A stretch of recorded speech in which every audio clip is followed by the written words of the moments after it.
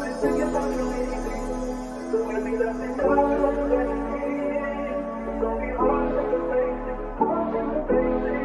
2 ang madaling araw at nagsusulat. Daming post habang nasa internet laging puyat. Parang boss kapag dadating ako lahat gulat. Daming host sa lahat sa akin napakagat. Daming ops parang lahat sila ay mukhang pagat. Kasi di nila tanggap ang aking pagkaangat. Pero chill lang ako dito habang amat sagad. Nikotin ang kailangan para masabing ba. Utak ko na madumi, parang pag wala ka di ako mapakali.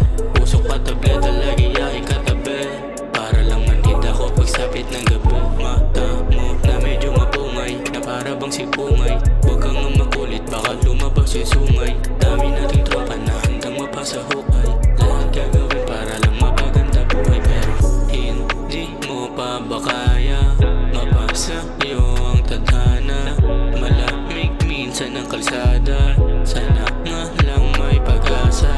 Para di na ulit umasa, bukas may bago ng umaga.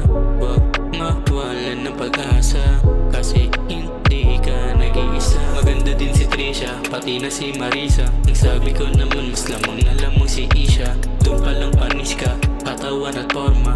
Mautak sa pera kaya laging meron ng bulsa. Ang sabi sa akin dati, huwag kang pakakampante. Madami yung maliit pero utak pang higante. Huwag ka nang maarte, bukas na lang ng gabi. Kita-kikitain, pag-isipan ko na muna te.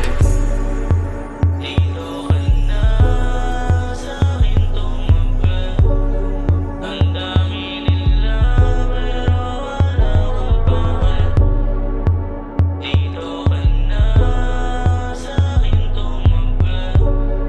Ang dami nila pero wala akong pake. Maganda din si Trisha, pati na si Marisa. Ang sabi ko naman mas lamang na lamang si Isha. Doon palang panis ka, katawan at forma. Mautak sa pera kaya laging meron ng bulsa. Ang sabi sa akin dati, huwag kang pakakampante. Madami yung